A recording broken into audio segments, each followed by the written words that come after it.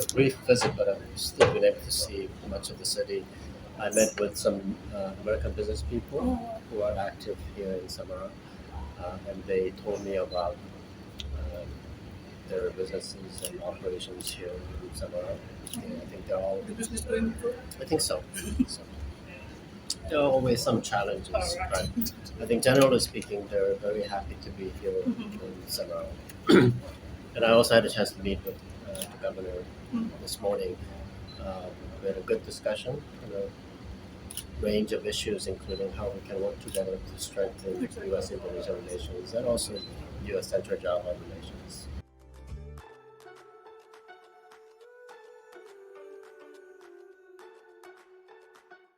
Well, the bilateral relations between the United States and Indonesia remain very strong.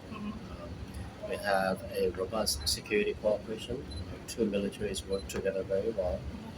A great example is what happened with our military exercise, Garuda Shield, Okay. just past couple months. Yes. We, we actually, this is a bilateral exercise, but this year we invited 12 other countries from the region to join. And I think that's a terrific example of what the U.S. and Indonesia can do together. A bilateral initiative that has now expanded to include other key countries in the region. Economically, the U.S. has risen to be the fourth largest foreign investor in Indonesia. Yeah. And I believe we can do even more.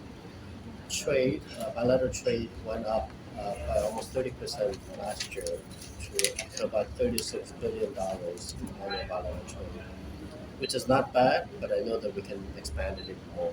So we're excited that Indonesia has agreed to join the Indo-Pacific Economic Framework.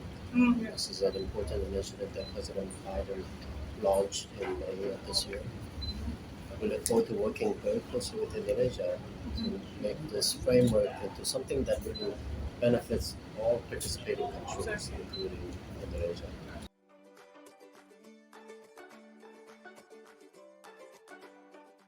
Well, I have nothing but respect for Indonesia's uh, deft management of the G20 process during a very challenging year. I think President Jokowi and his team have done very good work to identify key priorities, key challenges for well, not only G20 countries, but globally. Talked about issues like food security, energy shortage, and how we recover more strongly from the pandemic. In the past 2.5 years, I think every country has suffered from the pandemic. And then, of course, Russia's invasion of Ukraine has complicated everything and has had negative effect on all of us globally. So there are many issues to discuss, and I think Indonesia has done a very nice job of allowing those discussions to take place. And we're looking forward to a very productive summit.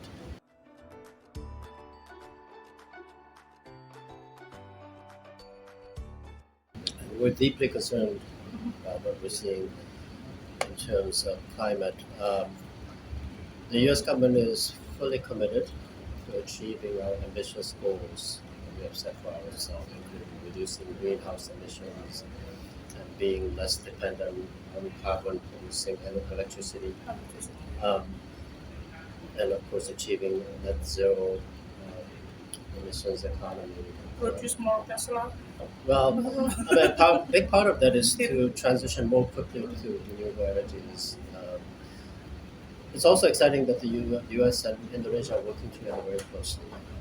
Indonesia is one of the world's largest emitters, but it's also a country that has tremendous potential to move quickly to renewable energy.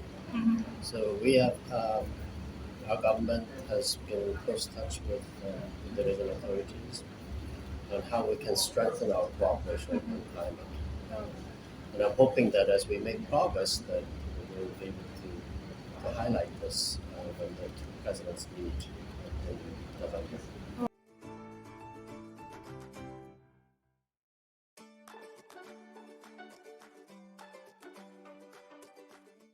So thank you for raising this.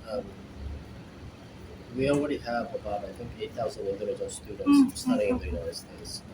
But I hope more and more Indonesians will think about and pursue higher education in the U.S. I believe that we offer the best possible education anywhere.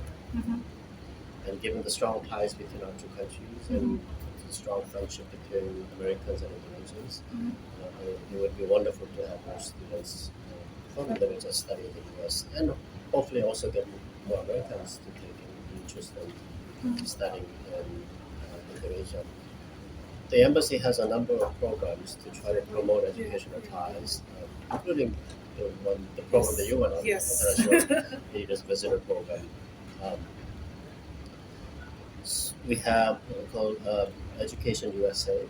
This is a tremendous resource of information for Indonesian students who may be interested in pursuing higher education in the U.S. A lot of information available. We also facilitate contact with different institutions. We also want to try to promote as many exchange programs as possible.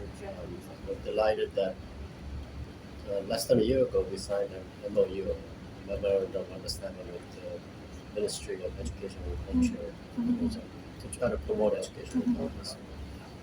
Also excited that just recently we finalized our agreement on the Fulbright program.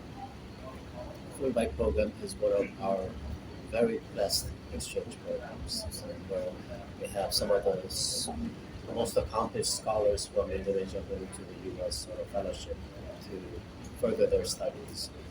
We also can use the fellowship to bring American scholars as well. So I'm excited that we were able to finalize the agreement so that we can continue on with the Fulbright program. A number of other efforts are underway to increase understanding, increase awareness and interest, and hopefully result in more student exchanges, academic exchanges between our two countries.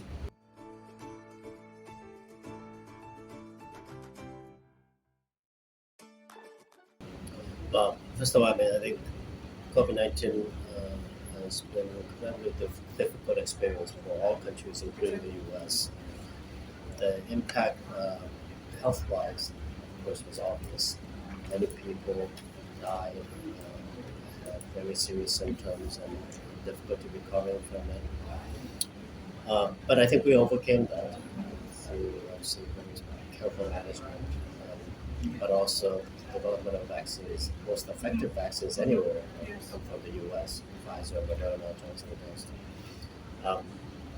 And that strong vaccination effort, I think, has helped us deal with the pandemic. I have great respect for how the Indonesian government and Indonesian people have persevered through the pandemic and have a very strong vaccination effort by the Indonesian government. I believe over 70% of Indonesian population, a very big population, has been vaccinated, and that we know provides strong protection against the virus.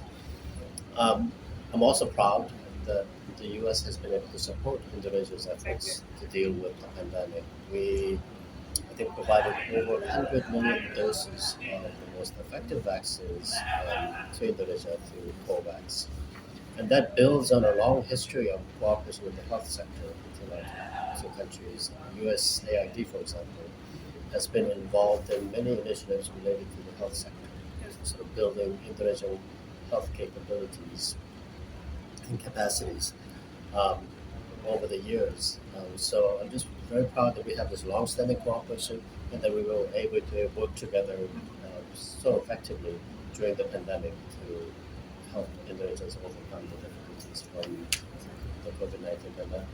If you look at the numbers, it's clear that there's been a dramatic drop in cases, and that even when you have cases, the symptoms are not as serious. So, knock on wood, I think we're all managing to live with the situation.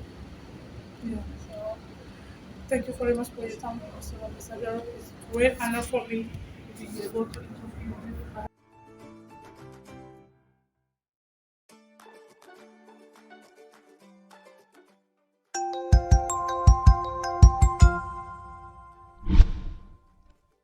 Jangan lupa like, comment, subscribe Suara Merdeka TV dan follow sosial media Suara Merdeka untuk update berita terbaru.